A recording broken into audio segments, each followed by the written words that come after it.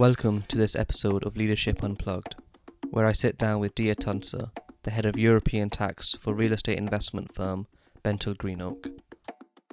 I have known Dia for a couple of years now and have always wanted to sit down and have a conversation with her about how she got to where she is today.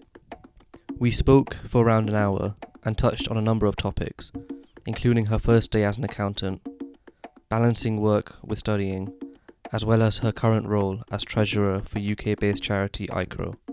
I'm sure you'll find her story as fascinating as I did, and I can assure you this episode is filled with a plethora of gems for anyone currently working in or looking to work amongst the Big Four and the financial services industry.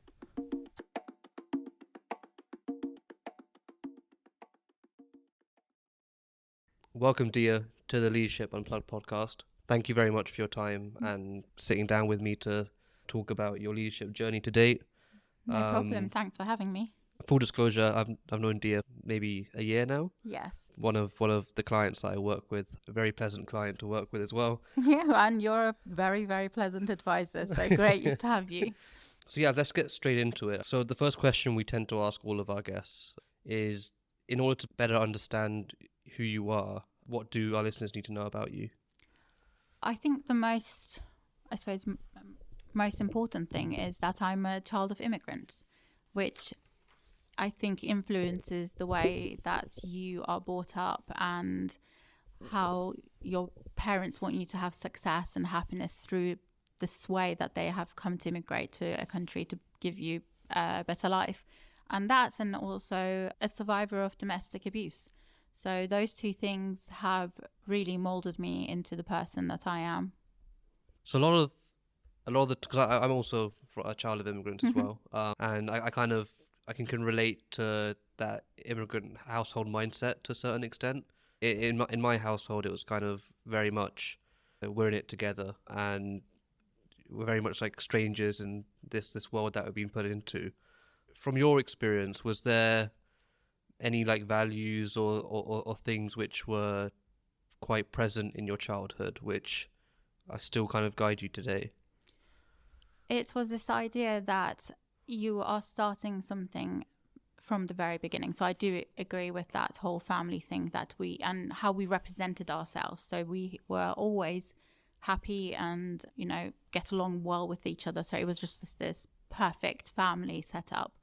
And making sure that you can reach places by assimilating to the culture, but at the same time there was this conflict of trying to hold on to the culture that you left behind.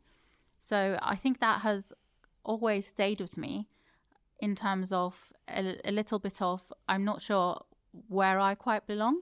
Was it like where I was born? Is it where I live? So I think that's taking me forward in a way. So I think it does influence the way that I look at things in terms of first impressions and so on, yeah. How do you balance that? Like you mentioned, the idea of culture and kind of where your families come from. It's something which I think about kind of on and off is this idea of my family, we speak Urdu at home, which is our native language, but when I come to raise a family in the future, if I were to marry someone who's from the UK or even Western culture, would that language and that history get lost to a certain extent? Is that something which kind of weighs on your mind or not so much? It does in a way. So my grandma spoke 3 languages, and when it came down to, so she spoke Kurdish, Turkish, and Armenian. And the Armenian is completely gone. When it came to my mum's level, she understands a little and speaks a little bit of Kurdish, and that's to do with the conflict in Turkey where you weren't allowed to, or they were worried, for instance, if she knew you spoke Kurdish fully from the beginning, she would still speak Turkish with a Kurdish accent. So that was something that families were always worried about. So that meant that there was a lot of assimilation to Turkish. I now speak to my mum and my sister in Turkish most of the time. But as soon as there was this rule, as soon as you stepped in the house, you spoke Turkish. And I spent quite a lot of time to make sure that my accent in Turkey wasn't the accent that I would speak it with English. So that was quite important. But I do feel that it is going to disappear. And it's quite sad. Just like, for instance, the way that my grandma used to do crochet and knitting and so on, and it doesn't come through. It doesn't weigh so much on my mind because I don't wish to have a child in the future, but I do know that it stops with me. So I find it quite important to tell people, when people ask where I'm from, the question that you always get. And I think at 36 worked out the answer to that, which is I was born in Turkey to Kurdish parents and was bred in the UK. So you just kind of have to kind of mush it all together. And I think it then identifies you a little bit in other people's eyes. But I do feel quite a lot of the culture is going now that everyone is speaking English. You see English as the common language between, in business contracts. I hate that when I'm joining a call with, Spanish, advisors, and I am the only non-Spanish speaker and they have to revert to English for me. I find that actually quite embarrassing, and I always apologize for it. So it's just kind of like that, the fact that the communications have to be in English. But it does mean that you can speak to more people. But I do feel that you do start to lose within that little family line. You will start to lose that language, and then if you multiply that by everybody else. Yeah, no, I think that makes sense. I think so you kind of mentioned kind of this cultural upbringing very much being a Turkish upbringing to a certain extent. I wanted to ask, do you think that's been an advantage, or do you think in instances that's made it more difficult to kind of throughout your journey so far? I don't think it's been good or bad. It has had an impact. And there have been times, for instance, where I felt that I could make use of what I'd learned from home in terms of how I approach my seniors at work. Because it was this, I suppose, respect that you approach them and you learn from them. They're like your teachers while you're working. Yeah. But at the same time, because of that respect, I wasn't speaking up as much, for instance, when the meeting took place. And I would leave that to whoever the partner was on the call. And I would have prepared everything and told what he needed to say before the meeting. But I wasn't as active enough to put myself out there. And I think that was one advice I received from one of the tax partners at PwC, which changed, it made a huge impact in terms of how I was approaching it. So I don't think it was positive or negative. It just depends on the situation. But I do draw from it, obviously, because that's all I know. It's, I don't do it actively to say, let me open up the Turkish folder and bring this into the room. The reason I asked that is because there's, especially at the firm that we work in, there's a lot of people from different backgrounds and diverse backgrounds. And I think it's a good thing that we hire people from diverse backgrounds because you get that diversity of thought. But there's one part is that getting the talent in, but the second part is actually letting that talent speak. And a lot of the time, the firm is very encouraging of that, but actually it's more on the individual level where that block is. So I just wanted to get kind of your 2 cents on it and kind of see how it kind of molded you, because I know a lot of people listening to the podcast will probably be in a similar position, and they might be thinking about, I have a lot to say, but culturally you're meant to respect elders and be a bit more quiet around them, all that kind of stuff. So that's really interesting. I wanted to kind of take it back in time a little bit to when you were going to university. So you went to go study economics. How was that? So I have to go back a little bit further. My father actually chose my GCSEs, my A-levels, and what I should study. So he said, I think you'll be good at economics. And I didn't even know what it meant at, 15, 16, choosing my A-levels. And I really enjoyed it. The only thing about going to university that I was nervous about was I felt I needed to be in London in order to be with my family, for my family. And Birmingham was something that one of my teachers put in just to have something outside of London, because his view was I needed to get outside of London. So it just ended up being Birmingham. And I didn't even know, I hadn't even been to the city or the university. So when it happened that I had to move there, it felt very, very nerve-wracking. And I don't know how the listeners might feel when they went to university, but there would be lots of cliques, right? So you would have, you effectively kind of align with the people that feels more like you. Yeah. So I remember there was a huge Asian group of us, which we used to hang around with. And it felt like, because of that home culture, that's, as I said, like that immigrant experience and the way that your home is, I felt much more connected to them. But as soon as, like, you know, you're passing through university, like it opened me up to other people, actually, because I felt like I left my family home. So I tried to find people that represented that for me.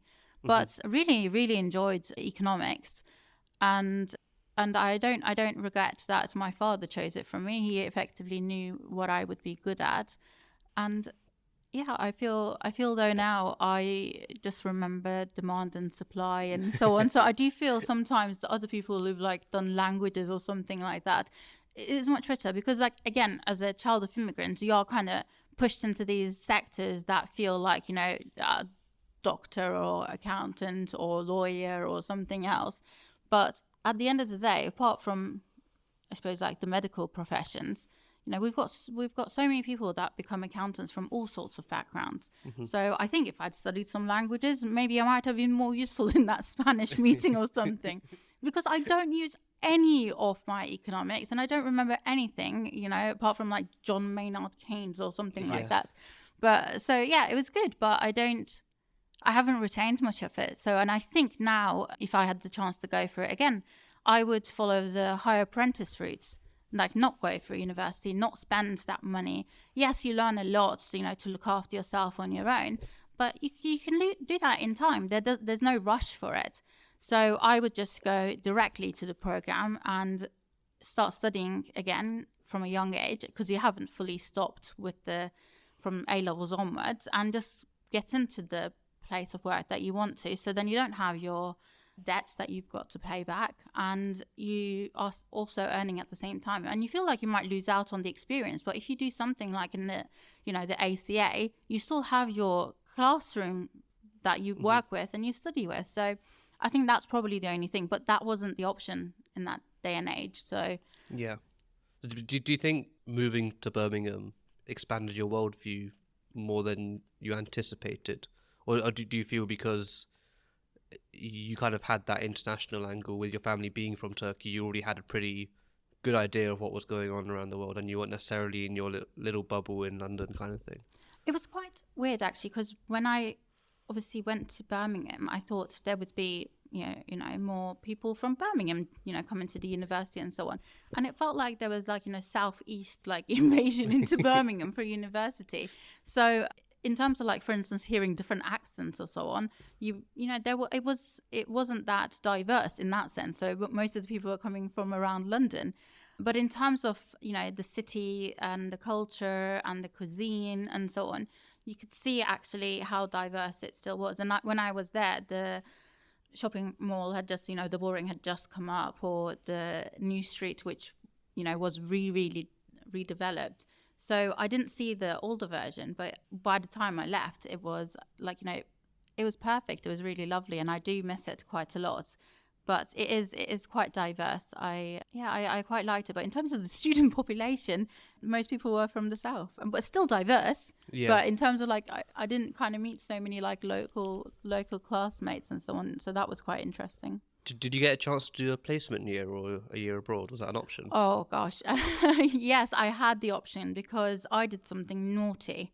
I didn't listen to my dad, and when you had the, you know, module outside main discipline, I chose Italian.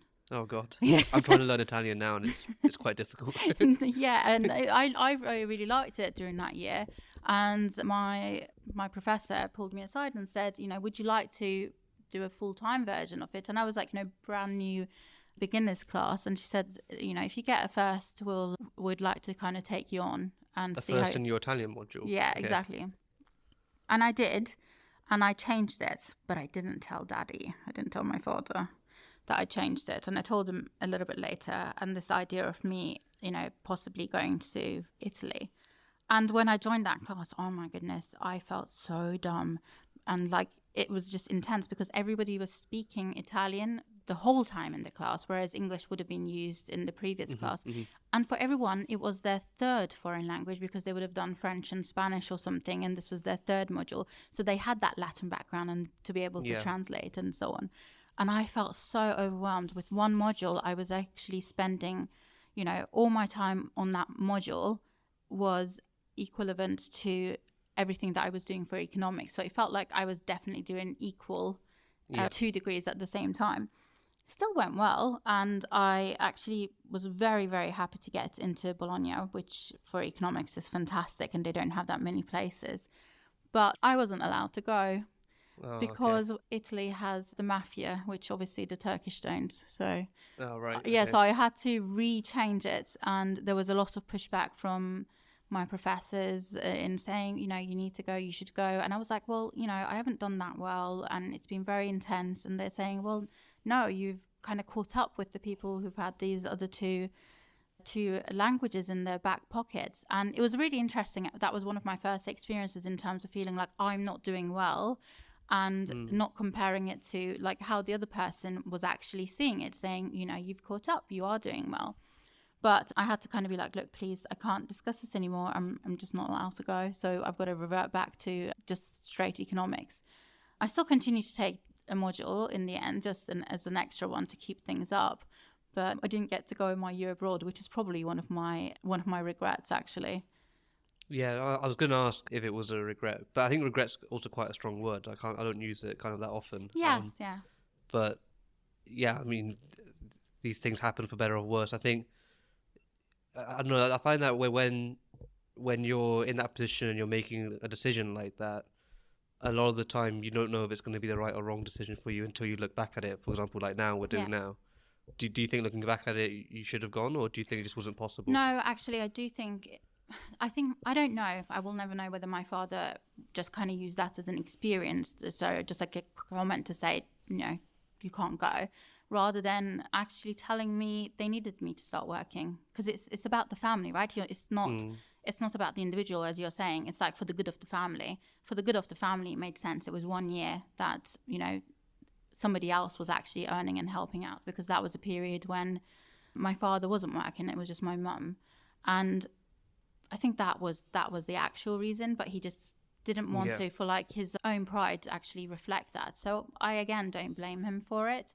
And that's the reason, I suppose, when I think like, going to university is great, but you can still get those same experiences without incurring, especially now the debt that you get into is ridiculous.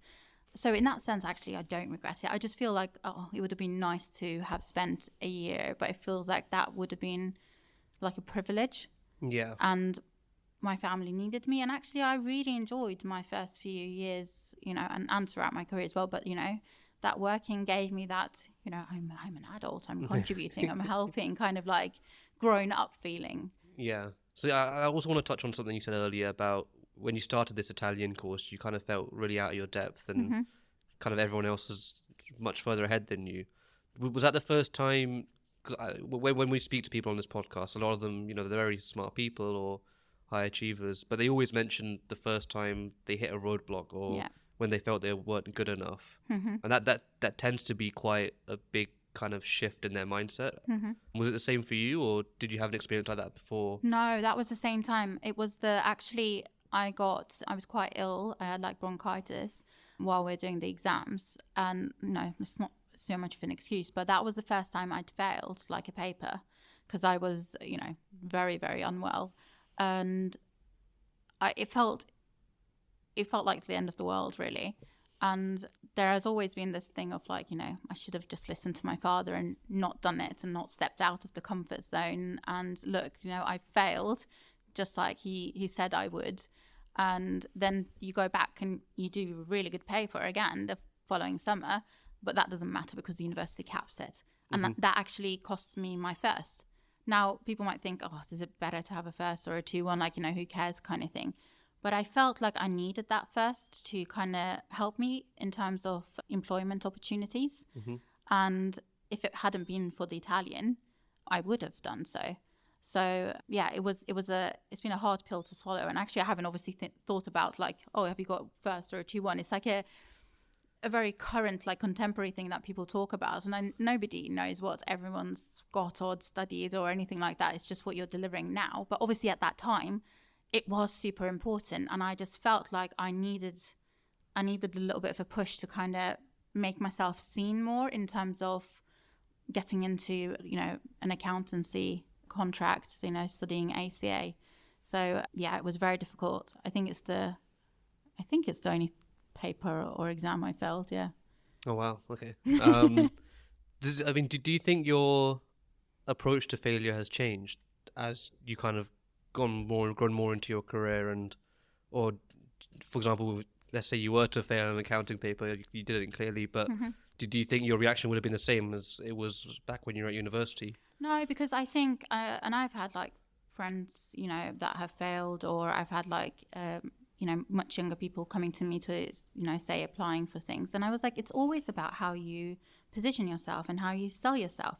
I can go off and now say, in any interview, say, yeah, I've, never failed anything, but I don't feel failure is something terrible. And you can say that you can learn a lot from it. But at the same time, you can say, look, I am driven and I will make sure it works. But if you have failed something, like, as you said, like one of the accountancy papers, and you have to go to the next employer and say, like, for instance, your first employer had to let you go because of the number of fails, you can still turn back and say, look, perseverance. I have that. I have perseverance and I am applying myself to it now. And it's not like we live all our lives without any failure in any area. And having to study a paper twice possibly makes you better than the person who passed, like, with just like a 55, 56% anyway. And it doesn't matter. You still have to deliver 100 when you're working. So you just have to think, how can I position myself and how can I present myself as, a good candidate, regardless of pass or failure. Yeah, no, that makes sense. I think so. We've touched on accountancy and kind of that's what the field that you moved into after graduating. What do you remember about your first day on the job? Oh, it was fantastic because I felt I was like the most lucky person in the world, because I turned up and they said, okay, and this is like when they used to do paper invoicing at my firm. And it was done on a quarterly basis, but they'd just moved offices. So everything was kind of printed, but not put in these folders with whoever, for instance, whoever the manager is issuing it, they have their own folder and there's a client number. So everything has to be filed away. And they said, oh, we've booked you. So for 3 days for you to do this filing.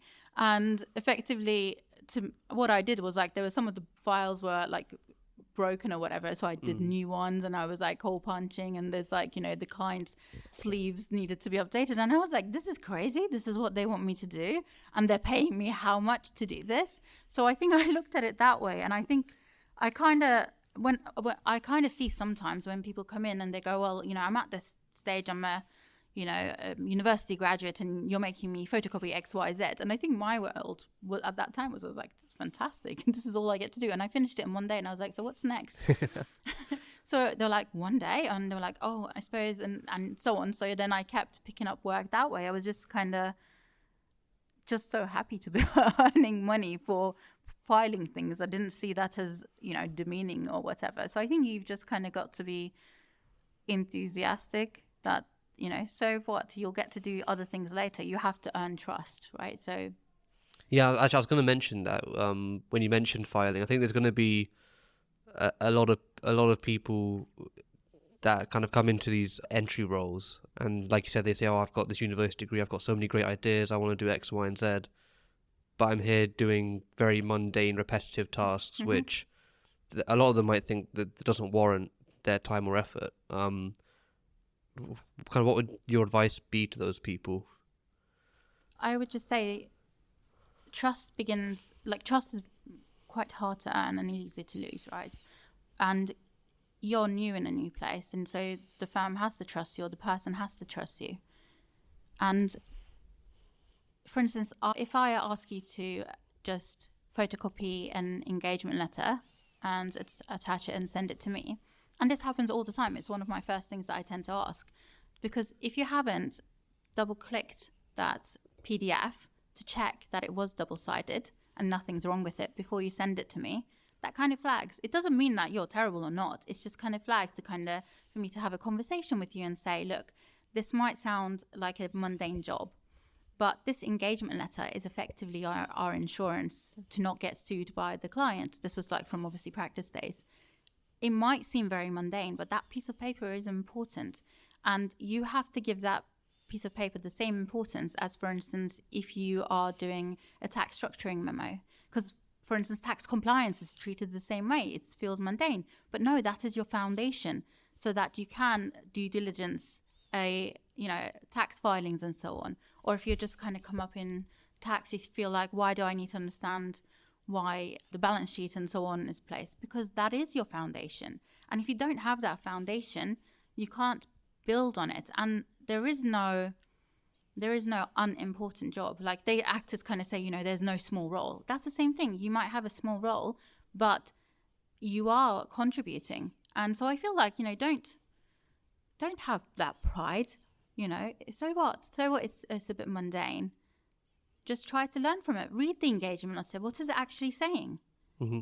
And understand what's the liabilities are, how to pull it together, and the importance of double clicking that email and having a bit of attachment anxiety to make sure what you are delivering is the final. Because what I used to be told was you have to send something along to your seniors, assuming that is the client you're sending it to. What if it went out straight and it didn't go exactly the way that it was supposed to?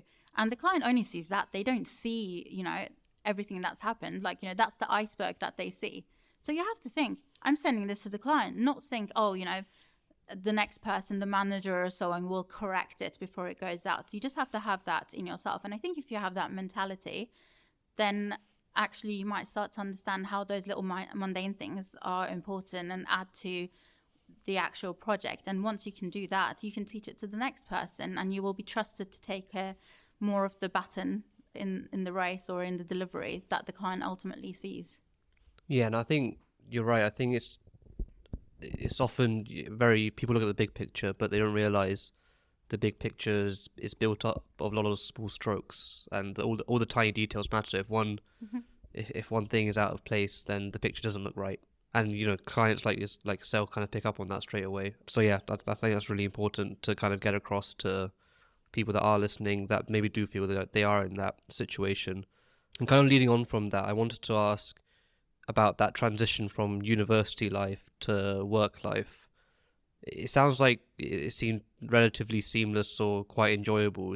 Would that be right? Or do you think there were some challenges there? No, it was very enjoyable. I think when I look back on those first 3 years, I like the fact that I was still studying and working at the same time, but it was just the pressure I had that probably impacted me more doing the ACA whilst working, and it added quite a lot of stress. So I think what I remember through those first 3 years, mostly the ACA papers and trying to deliver, and this idea that I had, because I was like, okay, I didn't get my first, I have to get this. And this is the thing, I had this idea of I need to do this by 24. I need to be, chartered accountant by 24. It was like I had these dates and to get there very, very quickly. And that was what I was focused on, to pass those exams. And I did. But as I said, it doesn't matter if I passed or not, but that's what I quite remember. And the other thing I remember, which had a huge, huge impact on me, is my soft skills. That they have always been, I would say, a challenge for people that I've been working with, and an issue for myself. The reason being is I was told in a nice way that I have the gift of the gab, and I will go far in life, but I won't need to be a technical advisor. And again, I think I kind of took away from that I wasn't capable of doing the technical side of things. So I was trying to prove that I could. But I have now accepted that and the benefits of being able to, chat and discuss and understand and move projects along. But at the same time, I wanted to prove that I am intelligent. I can do this bit as well. And that's kind of followed me all through my career. Mm. And you mentioned the stress a little bit earlier, especially whilst juggling exams and working. How did you deal with that stress? Do you think you dealt with it in a good way, or looking back, do you think actually you could have done some things differently? No, I felt I didn't do well with it, because I would come home quite early, and I was lucky to work in a very small firm, so it didn't have the larger firm's experience of having to work even longer hours. But I would come home and I felt like I was like, my food has to be there, Mum, come on. Because I was obviously living at home, right? I was like, come on, I need to finish dinner by 7 so that I can work from 7 till 12 for my papers. It was actually, I was very, very tough on myself. And I think during that time, I managed to build the ability to concentrate for long periods. And if it was a weekend, 9 till midnight, I'd be working 9 till midnight. I don't know like how terrible I was for myself, and I had built in like the breaks and so on. And I wouldn't review like, you know, the material that was given by the school that you went to, but I would review the IKWRO's actual book and understand what the syllabus is and do all the little bits, because the little bits do come up in the exam, but they teach you the main bits because that captures what will come up more. It's like you pass. So, and I knew I had huge amounts of anxiety when I would go into exams. So I would have to do ridiculously well in those like quartiles and so on, because I knew I was going to have a 10-15% drop in the exam. And it kept adding pressure. The more papers I passed, the more pressure I had on me, because Mum would tell everybody. So the whole community was on my back, you know, and, she's passed the 13th. And I'm like, I felt like all of them on my back. It felt like it was like for the family to be proud of, the community to be proud of, that I passed those first time, and it was quite important. So I didn't think I dealt with it well. And I do kind of want to apologize to my mum here again. And I wasn't a nice person to deal with. I wanted a cup of tea and I was like, okay, go now. I don't have time to interact with you. And obviously mental health wasn't something I'd considered, but I think huge levels of anxiety during that period to be able to pass and be perfect as everyone kind of wanted me to be. So when you did kind of pass and finish the qualification, what was I'm assuming there was a lot of relief firstly, but then was that quite short-lived, or do you think? Oh yeah, because there was a CTA to come afterwards. Okay, let's say when you passed the CTA as well then. Yeah, I think after all of that, my mum was like, no more papers. You're not doing any more qualifications. And I have sworn to her, until she passes, I won't do any other, like a master's or something.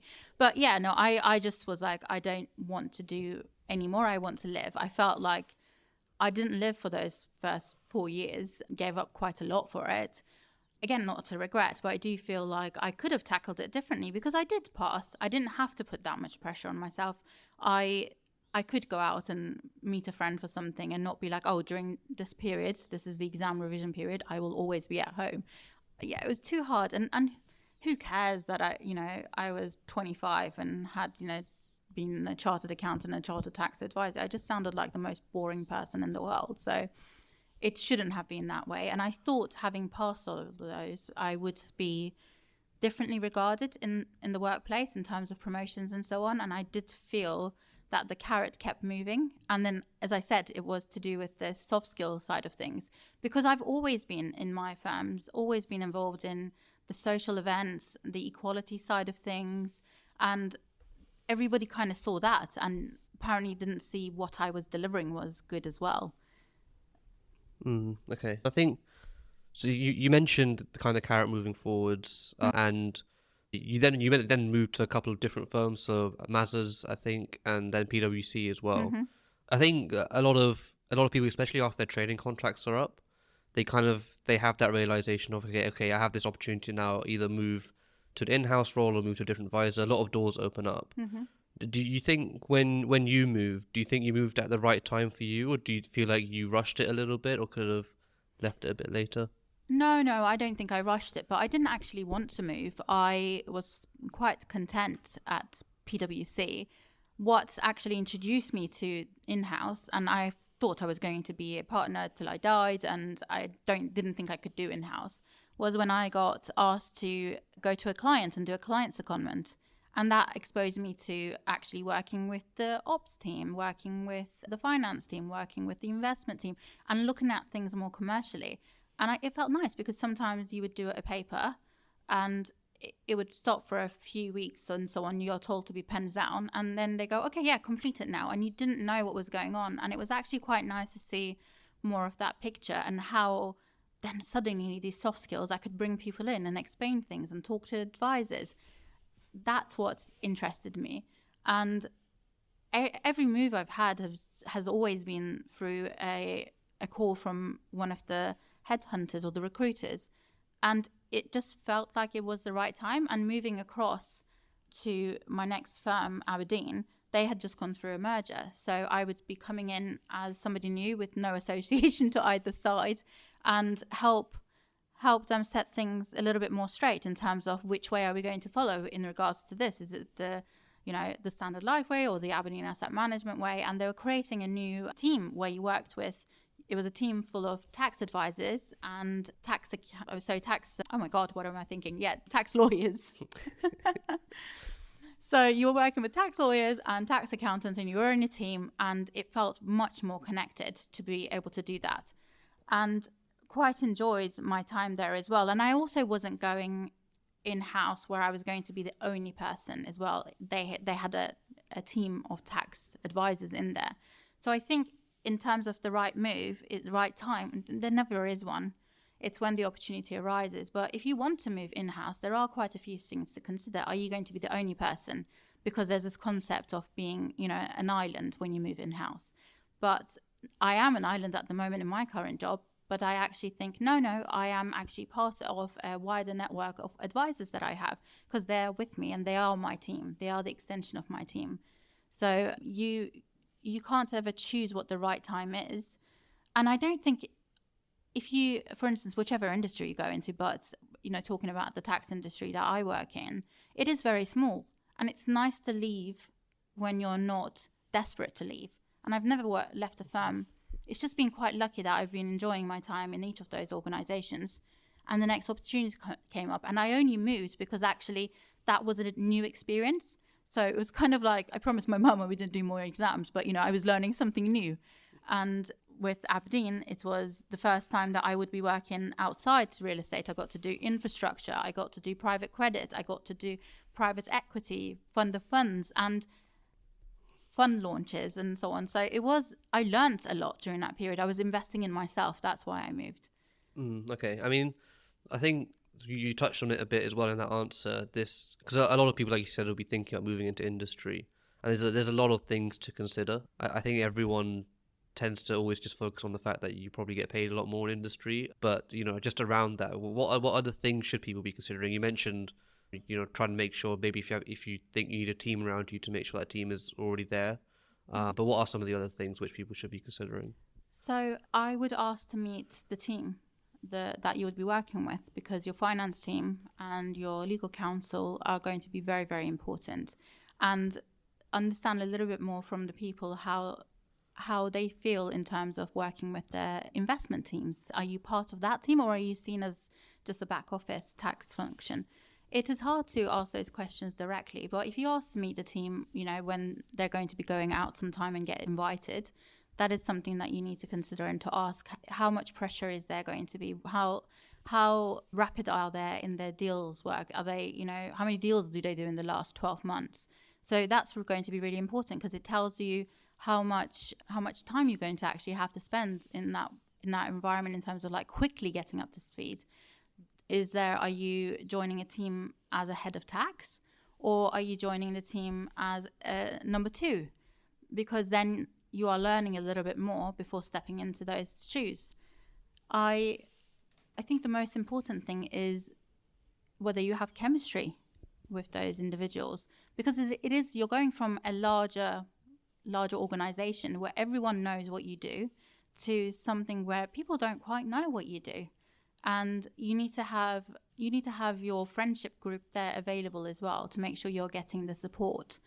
And it's, I think one thing to understand is, in that first move, you are getting a big pay bump.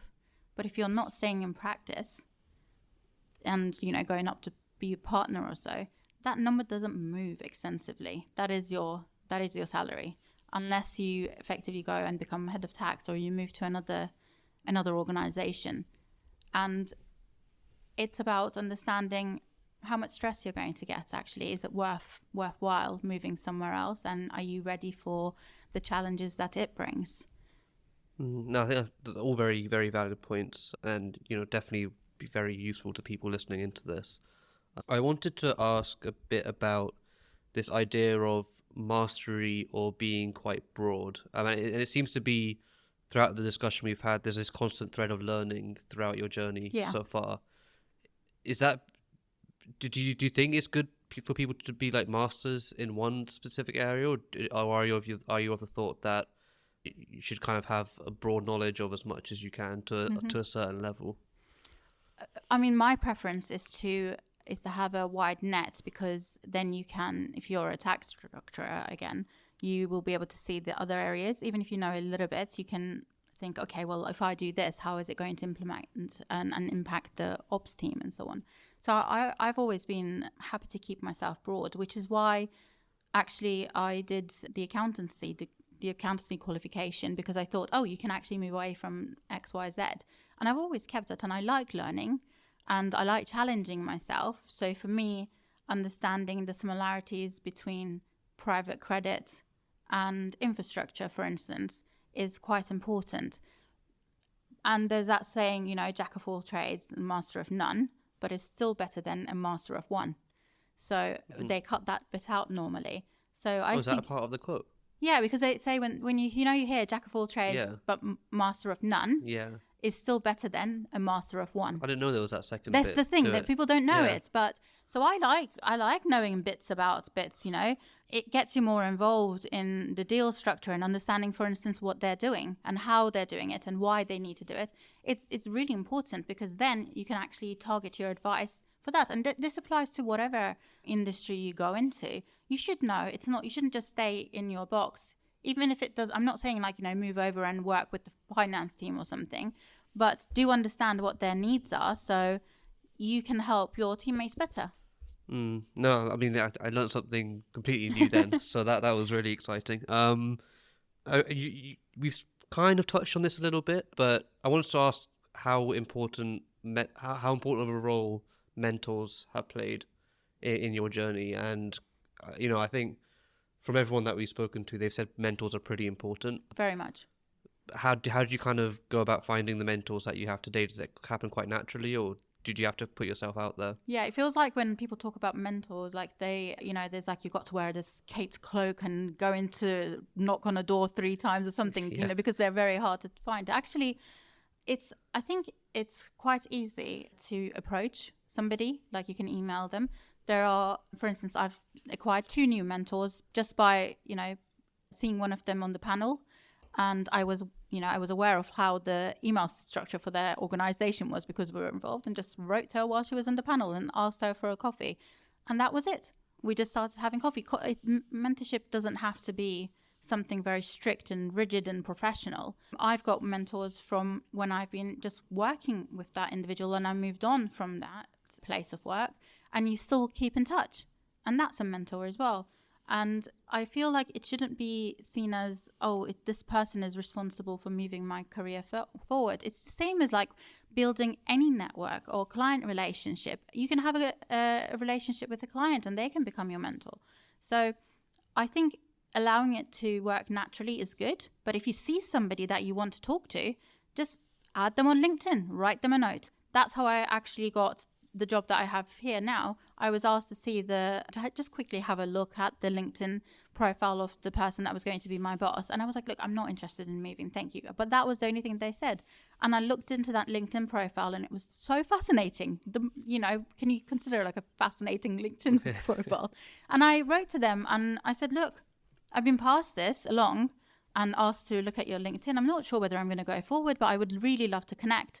And they wrote back and said, this is the kind of leader I am. This is the kind of boss I am. I want to encourage my people to be here and here and here and feel safe in an environment. I'd never thought of have I felt safe in an environment to be myself, not to represent something else. Obviously I was safe in terms of physically, but safe to be myself.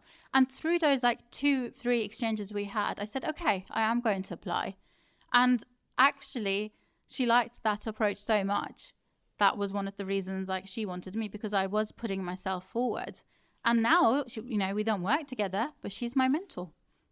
Oh, interesting. I mean, it seems like you might be reading my question sheet kind of inadvertently, because my next question was going to be along the lines of, do you think it's hard for people to bring their true selves to work? And kind of what advice would you give people to overcome that? Because, you know, we find a lot of the time people are one person outside of work, and they might put on a facade when they're at work because it's not their fault necessarily, but because they want to either impress seniors or give off an aura of confidence and trustworthiness.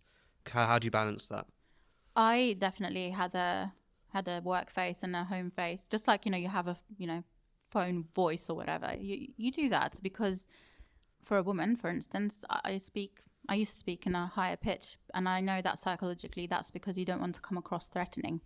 So I didn't. It took me quite a long time to bring my face, you know, my face isn't like my face from home, my personal one.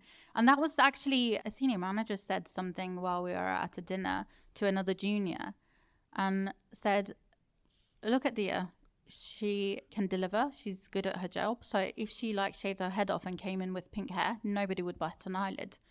And actually, quite soon after that, I chopped off my long locks and I used to come in like funky colors to see how it would, you know, work at the office because you know, you're not seen by anybody, and what you wear isn't that important as well. If you're going to be behind a desk, why don't you just work comfortably?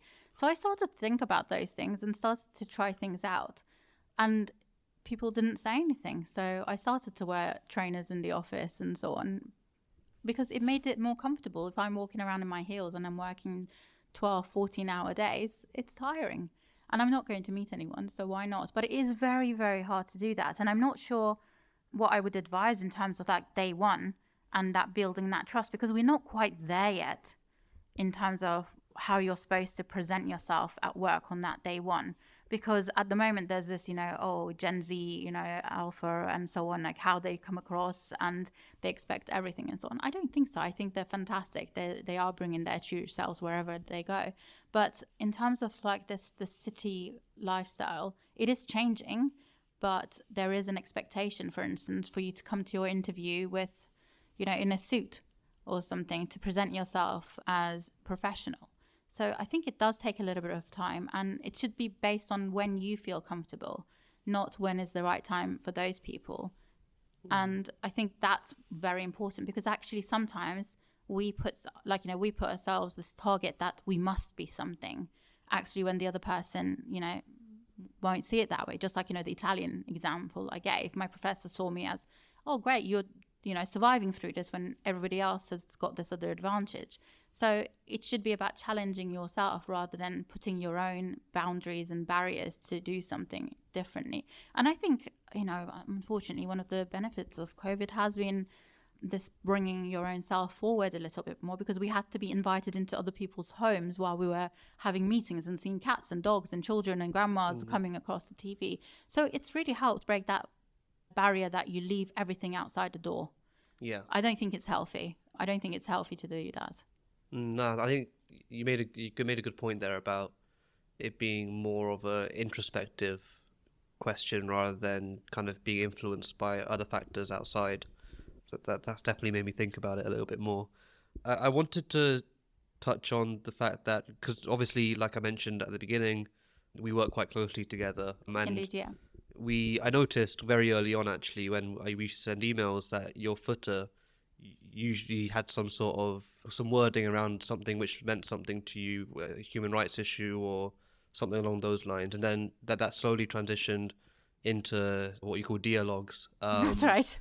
On LinkedIn. I think it started at the beginning of this year, if I'm not mistaken. That's right. I thought I moved it over because actually it was annoying me, as every email had that footer or something different. So when you're scrolling through emails, it's like big chunks of my things. So I thought actually this isn't quite the right place. But I used that as one of my challenges as well. We were encouraged to post something for Martin Luther King Day. And so I did. And I thought, why am I not doing this every month? And it's just kind of moved from there. And I was literally waiting to see if anyone in my organization was going to say anything about it, because it's not like, you know, it's not a normal thing to do. But nobody said anything. And I was like, if I last a year, I'm going to move it on to LinkedIn. And that is exactly what happened. And I'm very, very impressed and proud of my firm for doing that. And like allowing me to have that voice. And I felt actually in this organization, because I had this title of like head of tax, like it doesn't mean anything. I'm the only person there. I'm the head and the body of tax. Like, it doesn't, it's just a title. But I remember when I changed on LinkedIn, I had like so many people congratulating me, and the title meant something. I couldn't care less if you called me a tax janitor, because what I do is I actually try to sort out like messes that have been created or not to be created, you know. But I felt like, okay, actually, for the first time, I have a little bit of a voice. I can influence things. So for instance, I thought, I realize I can't change my own organization. It's very hard to change from the inside. But now I am a buyer, right? I am a client. So I saw, for instance, in our legal documents, this is a blacklisted country. I was like, why are we calling it blacklisted? I do not want to see that in any of our correspondences. You can say non-conforming, conforming. You can say red or green. We will still understand it. So it was a small thing. They wrote back to me and said, it was a large firm of lawyers. And they said they're going to do that globally in all of their contracts that they're doing. And I was like, oh, this is like one thing I mentioned, and it somehow reached like their managing partner in like the US. And I thought, ooh, I can make waves, like small ones. Yeah.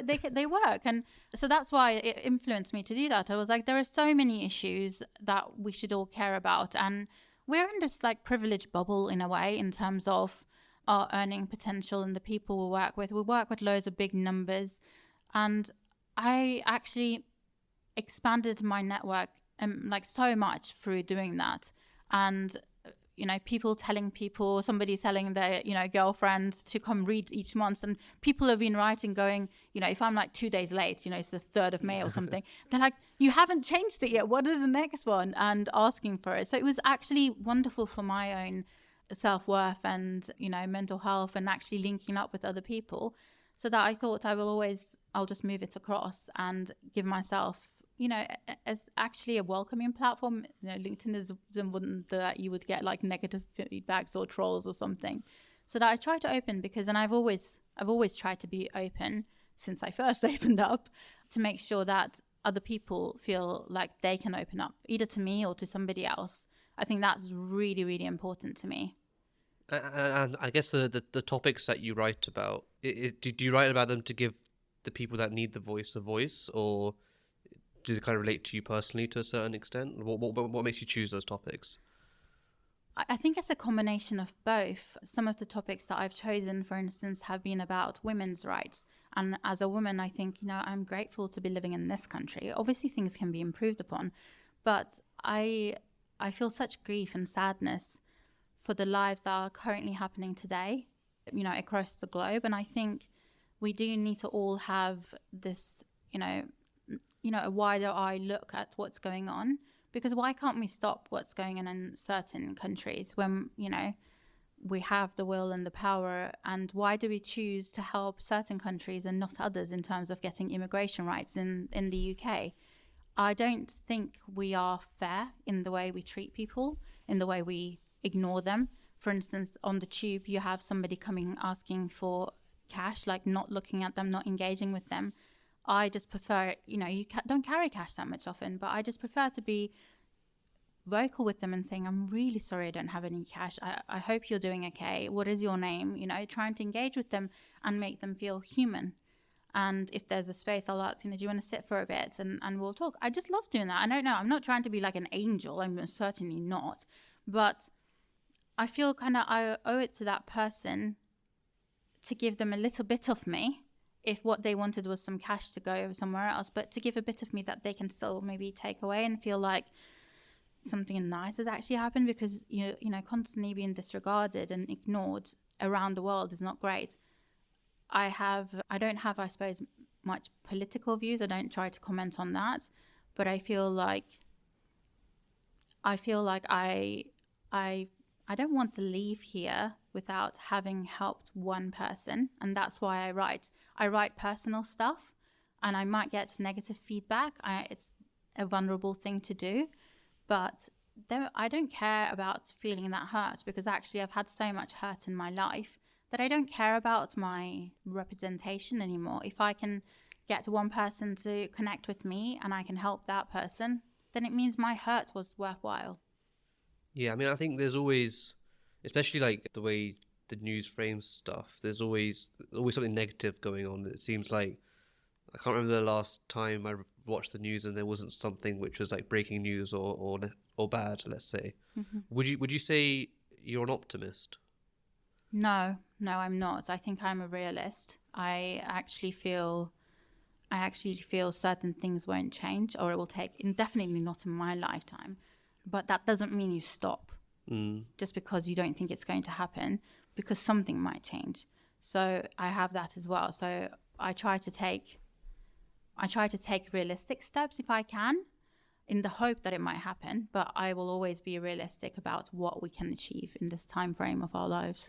Yeah, no, that makes sense. Is it also about maybe, because I think with awareness, it's not necessarily just about the present. Actually, it's more because when history looks back at this time, they'll ask like those questions, right? What do we do about X, Y, or Z? That's probably more about informing future generations about the failures of today. Mm-hmm. So I think that's probably where the legacy part comes in there. And I noticed as well when I was kind of doing some research that you're also a treasurer of, well, I get the acronym right, IKWRO, which is a women's rights organization. Yeah, IKWRO. Yeah. And what does that foundation do, and why did you choose to kind of get involved with that? So IKWRO is just celebrated its 20th year, and what they do is they help women and girls who have been subjected to so-called honor-based abuse, which could be something like forced marriage, child marriage, female genital mutilation, all sorts of things that you can, like, for instance, virginity or testing and so on. And we give those people, there's a three-pronged approach, I think. The first is to help those individuals, our clients, to get to a safe space, to have therapy, education, find them employment. We have a refuge as well. So it is to do with the client. And the second way is education, because until like 2006, when we lost a very, very sweet young lady to honor-based abuse, she was the first one that was actually persevered and looked for and cared for, and not considered as, oh, that is a cultural thing that's happening. Because abuse of women wherever in the world, you can't say that's culture, that's religion. That is a crime. So that's what they're trying to do. So they will try to educate, give educational sessions to police, to support workers, to doctors, to teachers, to make them educated, to find out, for instance, if you've got a child that's very happy and lovely and cheery, and she goes back home, or to family home, back wherever, and then comes back and they've got a change in the mood, they're not the same person. You need to be able to feel and ask some questions, and not feel like you're infringing and you're, for instance, asking too many questions. I think that's what the feedback comes in. And then the third way that they do it is by campaigning to change laws, to push through legislation, to be vocal, to keep people understanding that these issues still exist in the UK, and to help eradicate it. So in 2002, it was a fantastic year for IKWRO, because they banned virginity testing and hymenoplasty. So it's banned in the UK, and still secret ones existing. And they also they also increased the legal age of marriage from 16 to 18. The age of 16 has been around since 1929, that we're allowing 16-year-olds. So what you can do is you can force a child to get married because they are 16, to, for instance, make sure somebody older is able to move to this country, or whatever the reason. Or, for instance, you're arranging their marriage because you will increase your status, or loads of things. And it's a fascinating organization, and my involvement with them began in 2015, when I had to reach out to them for help for domestic abuse. And they directed me to what I needed to do, and that's all I needed from them. But that small bit of advice, and to know that there is an organization, and it began as a Iranian Kurdish organization, and I related to that quite a lot as well. These people will understand where I'm coming from, but it's grown from that to cover the Middle East, North Africa, and Afghanistan. And they're a fantastic group of women who work very, very hard with a small amount of actually turnover to do big impact. And I thought, you know what, when I am when I am better, when I have the will to be able to do more than what I've done to help, survive, I will give back to them. I will volunteer. So when I joined my current firm, because I felt like I knew they give actually as a treasurer, they make a donation. So if I'm a trustee in an organization, they get a certain amount of money. I reached out to them and I said, oh, what can I do? Can I go on calls and answer calls in Turkish or whatever? And they said, actually, we would like you to be a trustee. And I was like, what? Trustee, that's a very high position. And I'm very, very grateful for them to give me that input and help direct the charity to do better, to be more visible and more successful. It's just a fantastic organization. I'd recommend people to do a little shout out to IKWRO to look into them and the work that they've done to date. It's some harrowing work for the people who volunteer and to hear those stories. And we've actually, I think, helped so many women. And to see some of your, for instance, younger girls who've come here and are now going to university, have now started work, it's fantastic to give them that courage, that equality back. Yeah, it sounds amazing. Thank you so much for sharing that. Does IKWRO kind of focus on, is it very much UK centric, or is it all over the globe? No, they're quite too small. So they effectively are trying to eradicate things in the UK, because UK is considered first world, and this kind of practices shouldn't happen in the UK. So it's focusing on the UK, because the founder, Dia Tuncer, when she came to this country, she had the translator who she got along really well with. And one day, that person didn't come to the appointment and somebody else did. And she tried to find out what had happened. And she'd been taken back to the home country, and the husband had murdered her for apparently abusing his honor. And she was shocked, because she'd come here as a Kurdish freedom fighter. And she couldn't believe she'd moved to this country and this was still happening. So she set up the organization, and she's Iranian Kurdish, so that's why it began. But it's obviously now just a women's rights organization helping a community of people that are suffering quite a lot in our so-called first world. Yeah, I'm sure we'll definitely put kind of details in the footnotes. I appreciate that. So if people do want to donate to IKWRO, then feel free to do so. I wanted to kind of move on to some of the final questions that we have. I'm just conscious of time as well a little bit. So obviously we've kind of touched on your graduate journey, but now you're in a position of leadership at your current firm. When you're looking at kind of graduates coming in, or people, very junior people coming into the field of work, what do you look for those people? What kind of characteristics are you looking for? To be honest, just enthusiasm. I don't look for anything more than that. I'm not expecting, even if they've done, accountancy or finance or whatever, I'm not looking for any of that. I'm looking for somebody that actually probably is bringing in that personality that they had outside the firm, and to see that they are eager to do any role that has been given to them.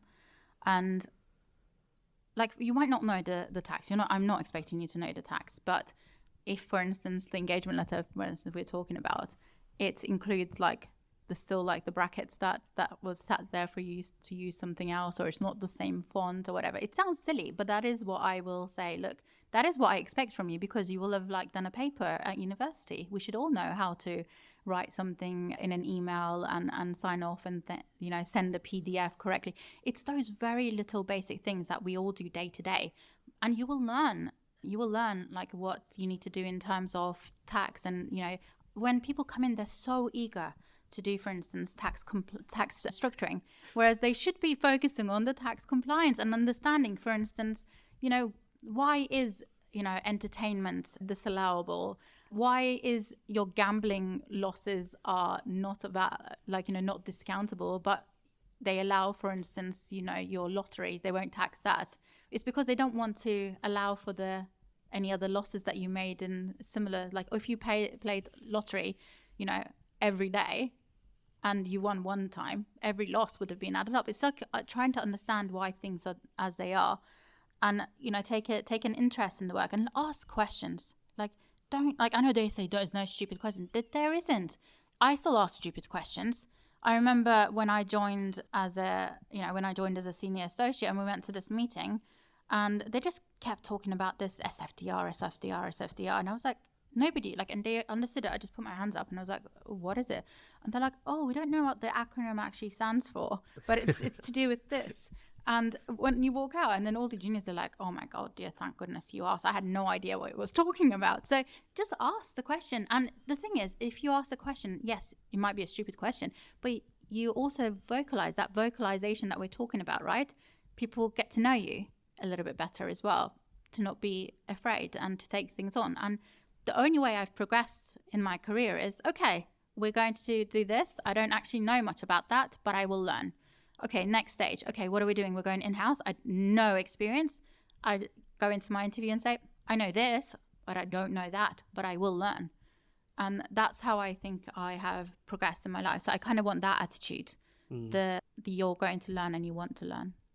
I mean, I think especially when it comes to acronyms, there is a golden pass because there's so many acronyms in the world that we live in. It's impossible to keep track of all of them all the time. And every organization does it differently. Yeah. So in my previous firm, it was the investment committee was called an IC. Yeah. And then in this current firm, it's called an ICOM. And I was like, ICOM, communication? Like, I didn't know. It's the investment committee. Yeah, it's still a committee. So it's just like even those little things. Okay, cool. Yeah. I think, so a couple more questions and then we'll wrap it up. So I want to ask this question as to, what kind of leader do you aspire to be versus the leader you are now, and kind of what you're doing to kind of bridge that gap? I am trying to carry as I climb. That's the kind of leader I want to be. I don't want to be the type of person that kind of like smashes a glass ceiling and then install actually not double glaze but triple glaze. That's what I don't want to be.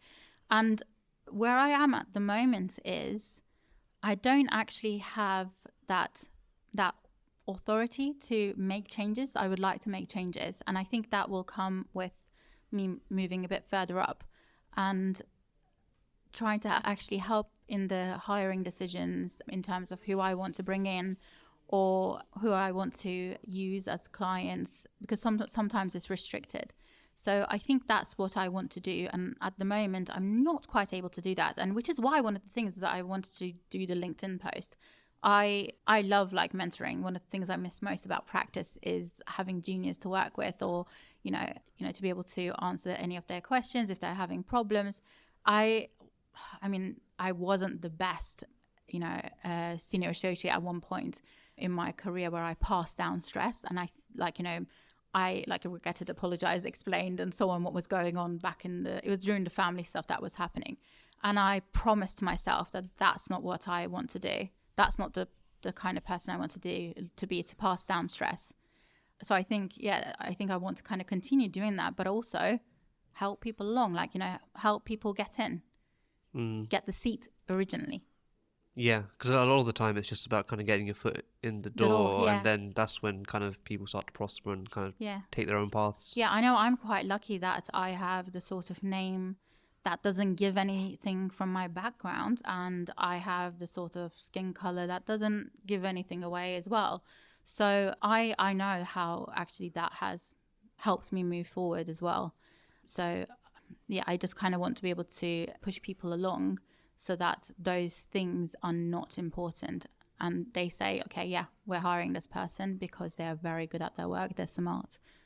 Yeah, I mean, in a perfect world, that would kind of that's how it would work. But unfortunately, in an imperfect world, we just have to try and make it a little bit better one day at a time. Yeah. So the final question from me, just to wrap it all up, is kind of when it's all said and done, what would you want your legacy to be?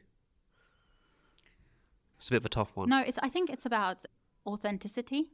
Somebody that has brought authenticity to a part of my industry. That's it, authenticity, I think. I don't care about being recognized as, this person who did this act seal or whatever. I just want to be recognized as somebody that has helped authenticity exist in the workplace. Well, amazing. Thank you so much for your time, Dia. I've had a really good conversation. I've really enjoyed it.